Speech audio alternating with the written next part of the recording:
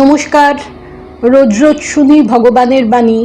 এই সমবেত অনুধ্যানের 994তম পর্বে আপনাদের স্বাগত জানাই। আমরা মায়ের অনুধ্যান করছি। শ্রীমা সারদা দেবী যদি নরদেহ ধারণ করে জন্মগ্রহণ না করতেন, তবে স্বয়ং বাল্মীকিও হয়তো পারতেন না বিশ্বমাতৃত্বের এই অপরূপ প্রতিমাটিকে কল্পনা করতে। কল্পনাকেও হার মানিয়ে যে অনুপম মাতৃমূর্তি সারদা দেবী রূপে বাস্তব হয়ে উঠেছে, ক্রিস্টোফার ইশারুটের ভাষায় বলতে গেলে বলা যায় স্টোরি অফ এ ফেনামেনন। এই কথাটি শ্রীরামকৃষ্ণের সম্বন্ধে ইশারুট বলেছিলেন। শ্রীরাম ও কৃষ্ণের জীবনী রচনা করতে গিয়ে পিছিয়ে এসেছিলেন স্বামীজি। শিব গড়তে বানর গড়ে ফেলবেন এই ভয়। একই রকম ভয় পেয়েছিলেন তিনি মায়ের ক্ষেত্রেও। বৈকুণ্ঠনাথ সান্যালকে স্বামীজি স্যান্ডেল বলে ডাকতেন। তিনি বলেছিলেন, স্যান্ডেল আমাকে 3 পাতা লেকচার দিয়েছে যে মা ঠাকুরানীকে ভক্তি করতে হবে এবং তিনি আমায় কত দয়া করেন। স্যান্ডেলের এই মহা আবিষ্ক্রিয়ার জন্য ধন্যবাদ। শ্রী শ্রী মায়ের বিষয়ে একটা কিছু লিখব মনে করি, কিন্তু ভয় পেছিয়ে যায়।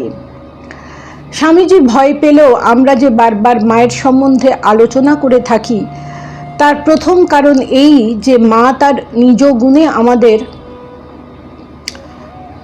বড় আপন।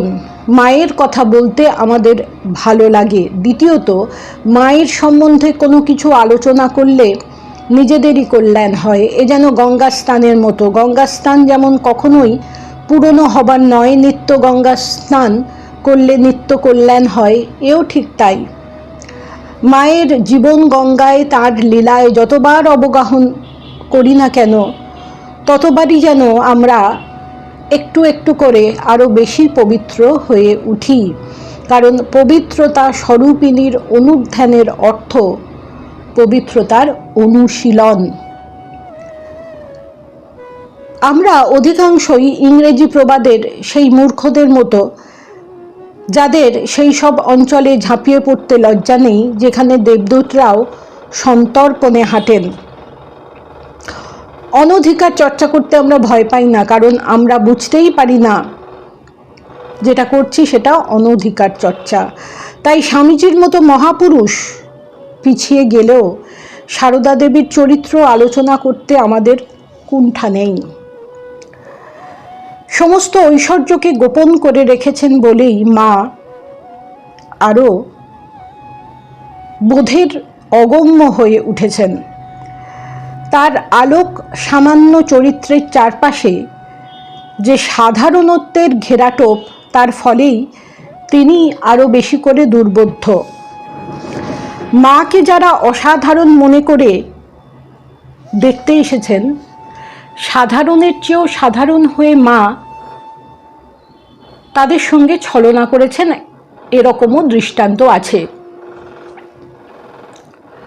যেমন কাশীর সেই মহিলাটি, মা বসে আছেন গোলাপ মা প্রমুখ স্ত্রী ভক্তের সঙ্গে, চেহারার আপাত বৈশিষ্ট্য বা যে কোনো কারণেই হোক, উপস্থিত সকলের মধ্যে গোলাপ মায়ের দৃষ্টি কেড়ে নিয়েছে আগন্তুক মহিলা ভক্তের। গোলাপ মা বেশ একটু মোটাসোটা রাশভারী ছিলেন, তো তিনি গিয়ে গোলাপ মাকে মা ভেবে প্রণাম নিবেদন করছেন। বিব্রত গোলাপ মা সঙ্গে সঙ্গে বললেন, তিনি নন, উনি মা। মায়ের কাছে এগিয়ে যেতে সুরসিকা মা বললেন, না না, যাকে প্রণাম করেছিলে উনি মা। আবার সেই মহিলা গোলাপ মায়ের দিকে এগোতে যাবেন, তখন গোলাপ মা বিরক্ত হয়ে বলে উঠেছিলেন, তোমার কি বুদ্ধি বিবেচনা নেই? দেখছো না মানুষের মুখ কি দেবতার মুখের মতো হয়? মাকে সাধারণ নারীর মতো আত্মীয় স্বজন ঘরকন্যা নিয়ে ব্যস্ত থাকতে দেখে এক স্ত্রীভক্ত বলেই ফেলেছিলেন, আপনি দেখছি ঘোর মায়ায় বদ্ধ।